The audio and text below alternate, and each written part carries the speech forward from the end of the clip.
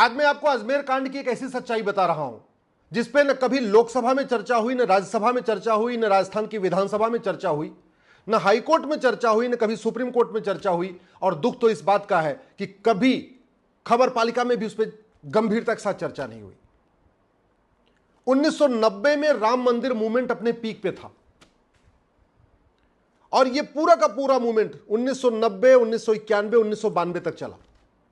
जब वो ढांचा गिर गया है तब तक यह मूवमेंट अपने पीक पे था। और अजमेर में उसी दौरान 1990, 1991, 1992 में खास तौर पे हिंदू लड़कियों को टारगेट किया जा रहा था।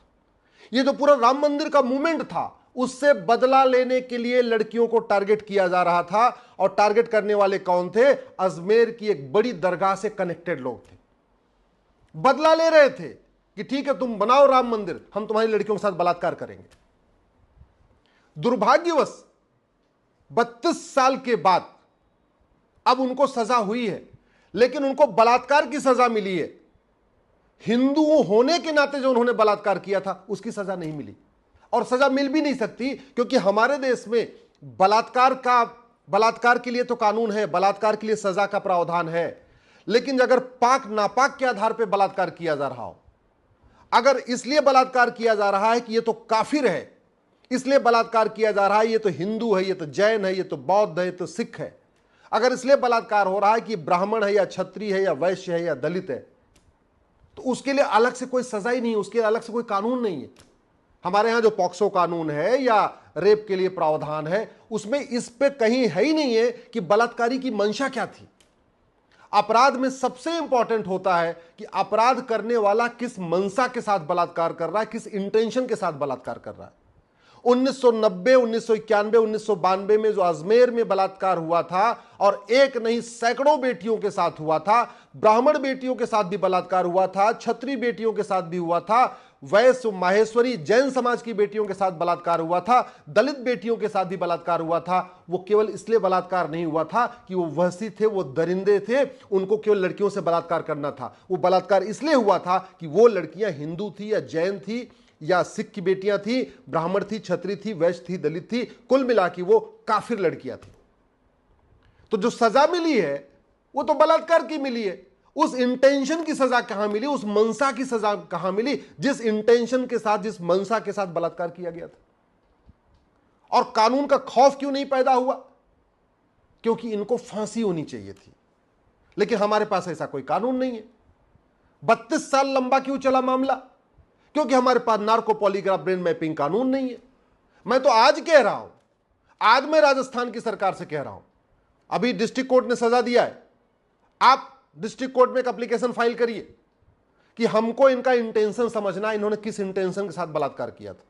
और जितने बलात्कारी हैं इनका narco polygraph brain mapping test करिए, उसमें एक ही सवाल पूछिए कि तुमने बलात्कार क्यों किया, तुमने किसी मुस्लिम लड़की के साथ बलात्कार क्यों नहीं किया, तुमने 100% केवल हिंदू लड़कियों के साथ क्यों बलात्कार किया। अपने आप वो खुद बता देंगे कि हां उनको नफरत थी, ये राम मंदिर मूवमेंट का बदला लेना था, इसलिए उन्होंने बलात्कार किया था। वो खुद ही बताएंगे। आप एक बार करके देखिए, तो एक बार आप नार्को पॉलीग्राफ ब्रेन मैपिंग कर लीजिए। अभी भी कोई बहुत मौका, अभी भी मौका है।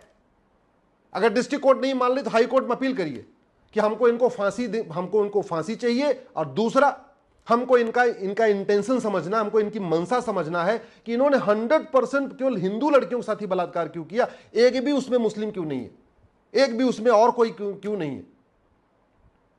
यह न्याय नहीं हुआ पूरा, अभी यह अधूरा न्याय है। अभी भी ये सबक सिखाने वाला, अब जो सजा हुई है सबक सिखाने वाले नहीं है। पहली बात तो ये कि 32 साल के बाद हुआ है, किसी भी वहसी दरिंदे की 100% संपत्ति जब्त नहीं हुई। ये जितने वहसी दरिंदे थे, कोई ऐसे नहीं, कोई सड़क छाप टाइप के नहीं थे, सब बाकायदा संपन्न परिवारों के थे। उस जमाने में इनके पास वीडियो रिकॉर्डिंग की व्यवस्था होती थी 1990, 91, 92 में, जबकि उस समय स्मार्टफोन आया ही नहीं था। उस समय इनके पास कैमरे हुआ करते थे, उस कैमरों से ये वीडियो बनाया करते थे। और बड़का ऑर्गेनाइज क्राइम था, ऐसा नहीं कि उसमें एक व्यक्ति इन्वॉल्व था, पूरा एक सिंडिकेट था।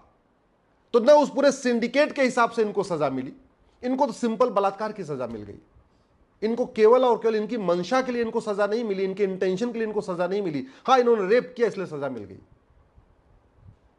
32 साल के बाद सजा इसलिए मिली, नार्को पॉलीग्राफ ब्रेन मैपिंग नहीं है।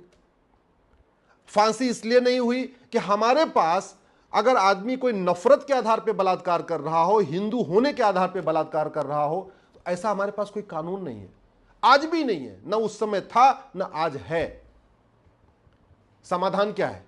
सबसे पहले तो भारत में एक अमेरिका के फेडरल पिनल कोड जैसा एक यूनिफॉर्म पिनल कोड बनाया जाए।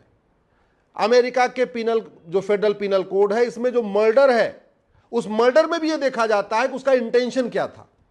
क्या वो नफरत के आधार पे मर्डर कर रहा है, क्या वो नफरत के आधार पे बलात्कार कर रहा है, वो हेट क्राइम कर रहा है, वो किस तरीके से, क्या वो जेनोसाइड कर रहा है, वो बलात्कार कर रहा है तो केवल सिंपल अपनी भूख मिटाने के लिए बलात्कार कर रहा है, या उसकी मंशा में इसलिए है, उसकी मंशा के लिए हमको हिंदू लड़कियों के साथ बलात्कार करना।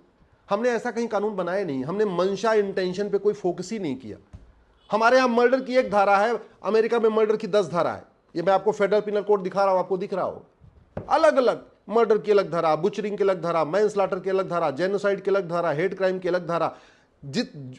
मर्डर की जो मंशा है और मर्डर जिस तरीके से किया गया है उसके लिए अलग अलग धारा है। हमारे यहां मर्डर की भी एक धारा, हमारे यहां बलात्कार की एक धारा, हमारे यहां कहीं कोई ऐसा अलग से हमने प्रावधान ही नहीं किया कि बलात्कारी की मंशा क्या थी। वो केवल इसलिए नफरत करता, इसलिए बलात्कार कर रहा था, या अपनी हबस मिटाने के लिए, अपनी भूख मिटाने के लिए बलात्कार किया, ऐसा हमारे पास कोई धारा नहीं है। अमेरिका के पास, दुनिया के कई देशों के पास नार्को पॉलीग्राफ ब्रेन मैपिंग कानून है, हमारे पास नहीं। अगर होता तो पहली बात तो उसकी मंशा भी क्लियर हो जाती, 1990, 91, 92 में जो इसलिए बलात्कार किया, और 93 आते आते सजा भी हो जाती। दुख देखिए, नार्को पॉलीग्राफ ब्रेन मैपिंग कानून होना चाहिए, ना इस पर लोकसभा में चर्चा हो रही है, ना राज्यसभा में चर्चा हो रही है, ना किसी विधानसभा में चर्चा हो रही है। भारत में जस्टिस विद इन ईयर होना चाहिए, 1 साल के अंदर मुकदमों का फैसला होना चाहिए, और बहुत संभव है, आराम से हो सकता है। एक पुलिस चार्टर लागू कर दिया जाए, जुडिशियल चार्टर लागू कर दिया जाए, सिटीजन चार्टर लागू कर दिया जाए, एडमिनिस्ट्रेटिव चार्टर लागू कर दिया जाए, आराम से साल भर के अंदर मुकदमे का फैसला होना शुरू हो जाएगा।